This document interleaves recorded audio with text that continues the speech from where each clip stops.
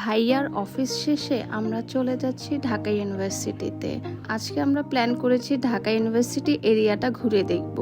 তবে দেখা যাক যে আমাদের টাইম হয়ে ওঠে কিনা, যেহেতু এখন একদমই সন্ধ্যার টাইম হয়ে এসেছে। দেখা যাক আপনাদের সাথে আমি কিছু শেয়ার করতে পারি কিনা। এখন আমি টিকিট কেটে নিচ্ছি অ্যান্ড দেন আমরা মেট্রো দিয়ে চলে যাব ঢাকা ইউনিভার্সিটি।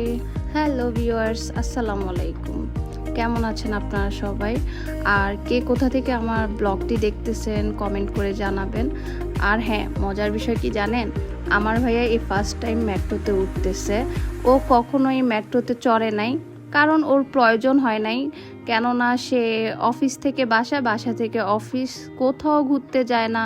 আসলে তার ঘোরার মতো সময়ই হয়ে ওঠে না। যদি হয়তো সময় হতো তাহলে ঠিকই ঘুরতে যেত। একটা টাইম সে কলেজ লাইফ শেষে প্রচুর ঘুরেছে বাংলাদেশে। আর সেম আমিও করেছি অ্যান্ড আমি এখনও করি। আমি প্রচুর ঘুরতে পছন্দ করি। আর হ্যাঁ, ভাইয়া কী করছে জানেন, মেট্রোতে ওঠার টাইমে এত ভদ্রভাবে আস্তে আস্তে মেট্রোতে ইন করতেছিল যে আমরা বসারই জায়গা পাই নাই। যাক, ফাইনালি আমরা মেট্রো থেকে বের হয়ে গেছি। এইটা হলো ঢাকা ইউনিভার্সিটি এরিয়া। এখন আমরা রিক্সা নিয়ে নিয়েছি।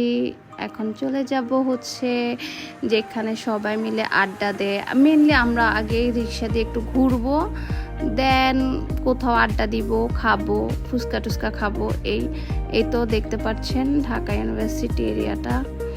আর এই যে আমার ভাই, আমার তো ভালোই লাগতেছে। ও যেভাবে তাকায় তাকায় দেখতেছে আশপাশ, মনে হইতেছে যে একটা ছোট বাচ্চা নিয়ে আসছি। যাই হোক, আমি ইনশাল্লাহ আমি তাকে নিয়ে কোথাও ঘুরতে যাব তার অফ ডেতে।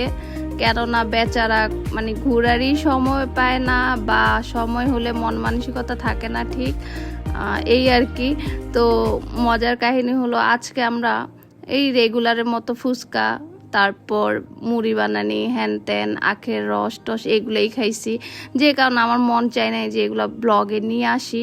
মনে হয় যেন সবসময় এগুলো কমন থাকেই। যদি আনকমন কিছু খাইতাম অবশ্যই আমি ব্লগে দেখাইতাম। এটা হলো রোকেয়া হল, দেখতেছেন। আমরা এই জায়গাগুলো হচ্ছে রিক্সা দিয়ে ঘুরতেছি, কেননা ও আবার একটু হাঁটতে কম পছন্দ করে, তাই আমরা হচ্ছে রিক্সা দিয়ে ঘুরতে ঘুরতে দেখতেছি। আর এই যে জায়গাটা দেখেন কত সুন্দর লাগে, তাই না? আপনারা যারা সবসময় আড্ডা দেন, ঢাকা ইউনিভার্সিটিতে পড়েন, তাদের তো মনে হয় এটাই ফেভারিট প্লেস। রিক্সায় ঘুরতে খুবই ভালো লাগতেছে। বিকালবেলায় হালকা হালকা ঠান্ডা ওয়েদার, খুবই মজা লাগতেছিল। এখন ভাবতেছি কি করব, কোথায় যাব। সন্ধ্যা হয়ে আসতেছে, কোনো প্ল্যানিং ছাড়াই বের হয়ে গেছিলাম।